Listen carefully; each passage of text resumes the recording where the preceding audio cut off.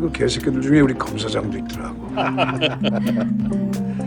시작하시죠. 그래 공항 한잔 해보자. 시동 빨리 걸겠다. 오징어 졸라 질기네.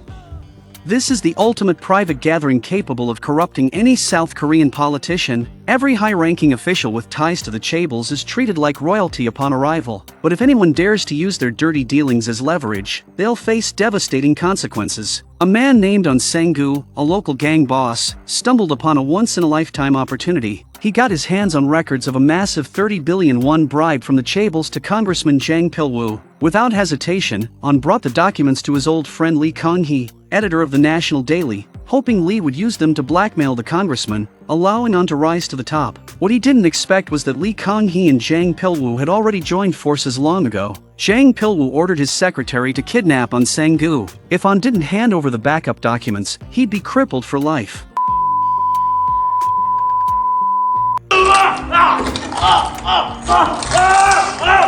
Ahn Sang-goo had one of his arms crippled and was thrown into a mental hospital to die. But with sheer willpower and the burning desire for revenge, Ahn Sang-goo escaped. Now, he's out for vengeance. Ahn Sang-goo sought out his lover, Joo Eun-hye, and had her pose as a hostess to infiltrate secret meetings between politicians and chaebols, gathering evidence of their corrupt deals. He rewarded her generously for her efforts. 성금 1억, 마무리되면 2억. 성금 2억, 마무리되면 1억. 오겨봐요.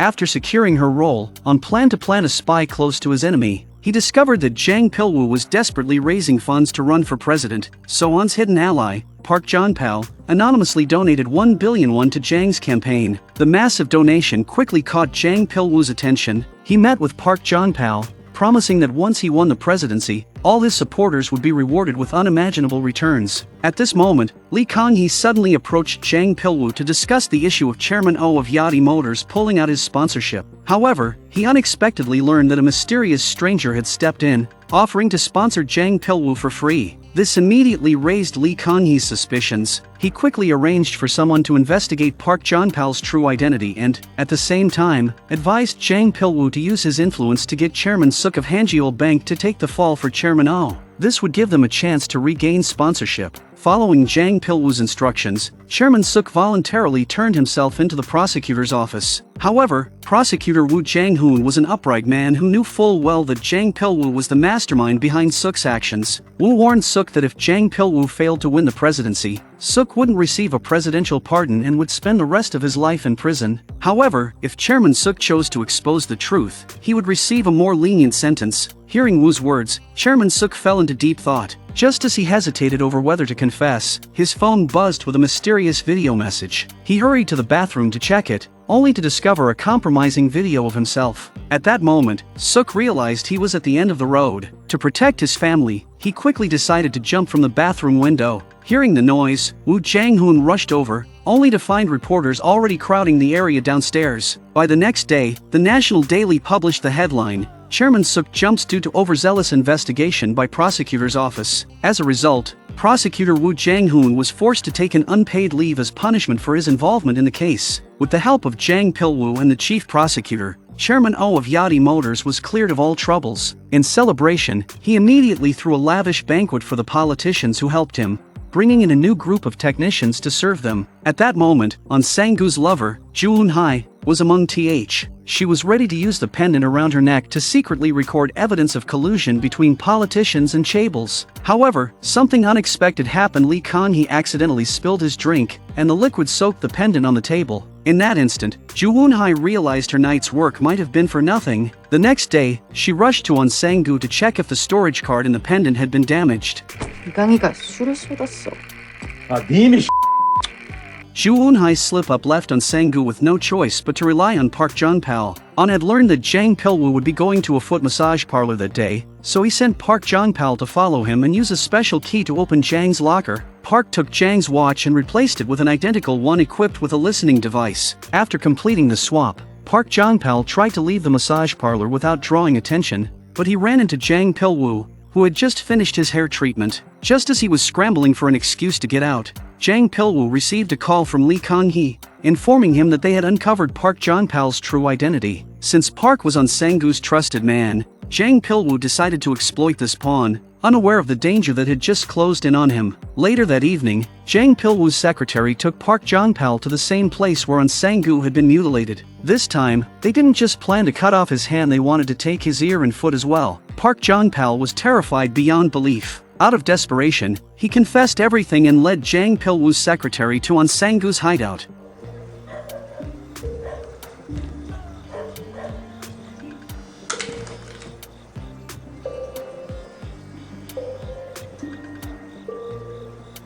Sensing danger, Ahn quickly tried to escape down the stairs, but there were men waiting for him below. As he dashed across the hallway toward the other side, more of Jang's men ambushed him. With no way out, Ahn Sang-goo took a leap from the building, only to find himself surrounded once again. In desperation, he grabbed a bottle and fought fiercely, but, with just one arm, he couldn't hold them off for long and was soon knocked to the ground. Just when they thought he was done for, Ahn spat a mouthful of blood into one of their faces, swiftly grabbed a broken bottle, and smashed the light above. In the chaos, he managed to take down 2 men. Using his prosthetic arm to block a fatal strike, he miraculously turned the tables and completed a brutal counterattack. Just as Ahn Sang-goo was about to make his escape, managing director Joe ambushed him from behind. But as the saying goes, the mantis stalks the cicada, unaware of the oriole behind. While he was on the phone reporting his success, he was ambushed from behind by none other than prosecutor Woo Jang-hoon. When Ahn regained consciousness, the prosecutor got straight to the point, offering to team up with him to bring down Jang Pil-woo. He knew that the very documents Ahn had once obtained were what had led him into this mess. However, Ahn scoffed at the proposal, nearly bursting into laughter. He didn't believe in the existence of justice in South Korea, nor did he trust that this prosecutor would really go up against the powerful for the sake of righteousness. Though Ahn showed no interest in the alliance, he was, at that moment, the prosecutor's only hope to take down Jang Pil-woo. To avoid any more mishaps, the prosecutor took on to his rural hometown to lay low for a while. This prosecutor, named Woo Jang-hoon, was so determined to bring down Jang Pil-woo because he was backed by Jang's political rival, another presidential candidate, Kim Hee-woo. Every time a new president is elected, the prosecutor's office undergoes a major reshuffle. This was Woo Jang-hoon's one chance, as an unconnected prosecutor, to rise above his station. Meanwhile, Ahn discovered Woo Jang-hoon's true motives through Joo Hoon-hai's investigation, which made him reconsider the idea of joining forces. In Ahn's eyes, personal interest was far more reliable than justice. Even though Joo Hoon-hai's mission had failed, Ahn still gave her the promised reward and urged her to leave the country to stay safe. However, Joo Hoon-hai pulled out her newly purchased prosthetic hand and tried to persuade Ahn to flee the country with her. Ahn, however, declined her invitation. With a heavy heart, Joo Hoon-hai kissed him goodbye and reluctantly turned to leave. Little did they know, it would be their final farewell. To test whether Woo Jang-hoon could be trusted, Ahn Sang-goo asked him again during dinner about his true motive for wanting to take down Jang Pil-woo. Surprisingly, Woo Jang-hoon didn't hold back and honestly shared his thoughts. As a prosecutor from an ordinary family with no connections, no matter how capable he was, he had no chance of advancing unless he chose a side. Ahn, who had also been cast aside, deeply understood this sentiment. With Jang Pil-woo's approval ratings climbing rapidly, once he became president, it would be too late. After careful consideration, Ahn took a USB drive from the cross he wore around his neck. It turned out that he had been carrying this crucial evidence with him all along. Though things hadn't gone as he expected, he saw this as his way of completing his revenge. Following a carefully planned strategy, Ahn Sang-goo came forward as a whistleblower, choosing to expose the evidence on national media, even at the cost of revealing his own crimes. The explosive news shocked the entire country. At the same time, prosecutors officially launched an investigation and froze all of Yachty Motors' assets. Ahn admitted to imprisoning the company's financial manager, but stated it was all done under Jang Pil-woo's orders. Jang Pil-woo quickly held a press conference, vehemently denying ever accepting bribes from Yachty Motors. Meanwhile, Yachty Motors chairman Oh Hyun-soo feigned illness to avoid interviews, and managing director Joe was sent abroad to lay low. Since he had orchestrated every task, as long as they couldn't find him, there would be no direct evidence. At the same time, Lee Kang-hee, when summoned for questioning, denied ever arranging for Ahn to work on Jang Pil-woo's behalf. Calmly responding to the revelations Ahn had exposed, Lee Kang-hee remained unfazed. 말은 권력이고 시위야. 어떤 미친놈이 깡패가 한 말을 믿겠냐.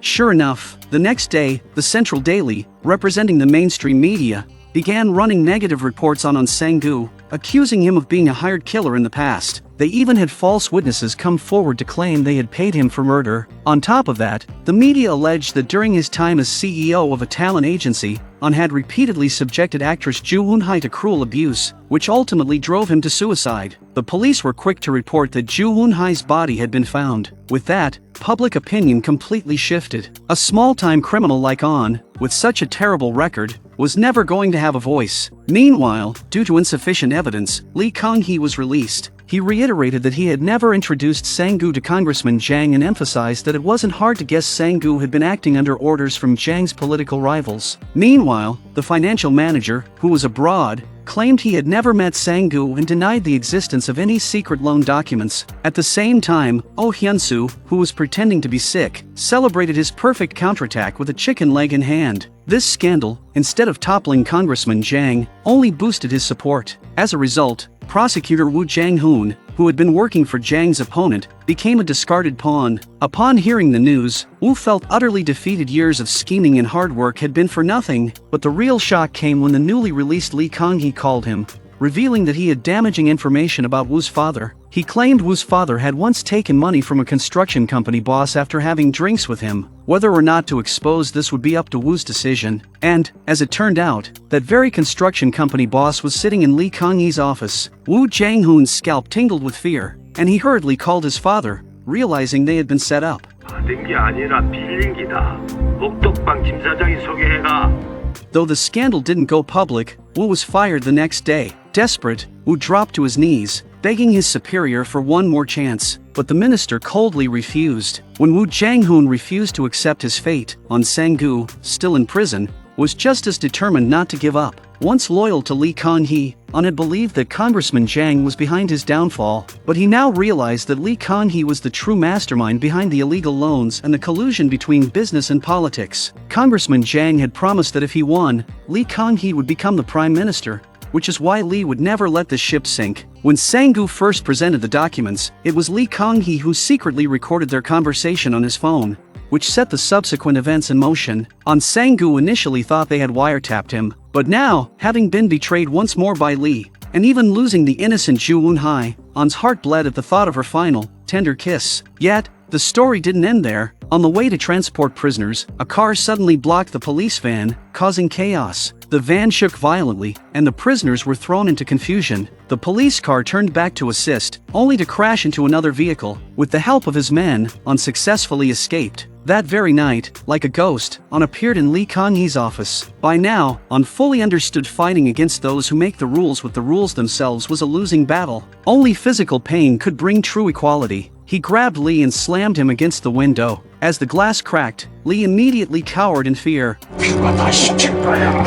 Ahn then threw him to the ground and raised an axe, severing his right hand. However, Sang-goo didn't run away. Instead, he chose to turn himself in. Meanwhile, Ahn's men handed the latest recording to Woo Jang-hoon. Though it wasn't enough evidence to stand in court, if it fell into Jang Pil-woo's hands, he would lose everything and face a fate worse than death. Woo Jang-hoon, now out of options, begged to be introduced to Jang Pil-woo, offering to work for him. Under Lee Kang-hee's arrangement, Woo was brought to one of Jang's secret villa gatherings. For these powerful figures, everything revolved around self-interest, a truth Woo couldn't escape either, but their confidence would soon lead to their downfall. At the height of the presidential campaign, with Jang Pil-woo leading the polls, he appeared on TV, passionately campaigning for votes. Ahn Sang-goo, meanwhile, called his men, giving the order to act. That very day, every person in South Korea received the same text message, a video of Jang Pil-woo and others engaged in scandalous behavior at a secret gathering. In the footage, they not only exposed their debauched actions but also discussed the details of their corruption. The video spread like wildfire,